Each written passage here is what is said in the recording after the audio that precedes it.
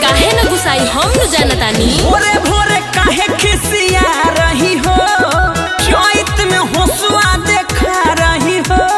कोइला की ना यहाँ से कौना बात लागी हमारा से रूसा हो, बताइबो करबू तो खेसारी कहो के बकला खिला दे हो।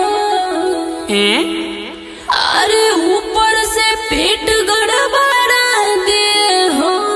खेसारी से पंगा ना तुहके कहले रहनी कि रहर मसूरी मूंग खाई है, लेकिन खेसारी ना ई सब के हजम ना होला।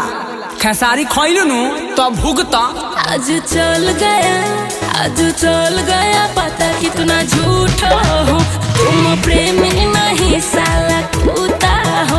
आज चल गया पता कितना झूठा हो, तुम प्रेम नहीं साला कूता हो।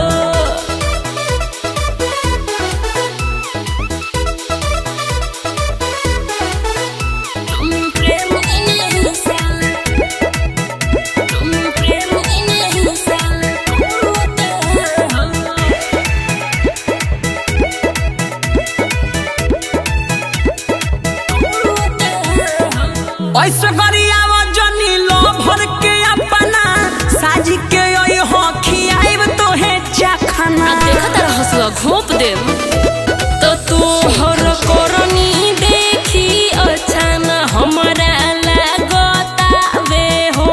आ हमरा भीतर भीतर गुसाई और जगतावे हो।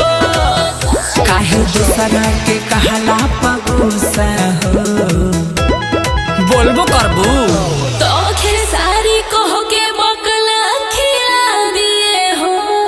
ते ना मन बेनू। अरे ऊपर से पेट गड़बड़ा दिए हो। अरे वो बड़ हमें समझल कर, मुंह मसुना।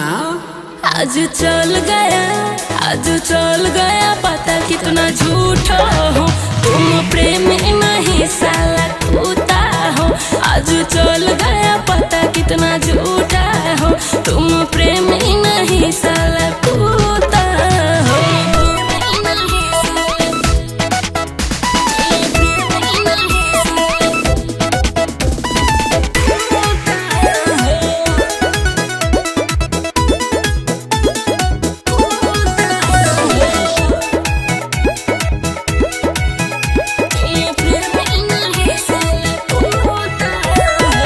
इज्जत के हमारा बनावा तारू कचरा, अब नहीं पढ़ हम तोरा बारे में फाकरा।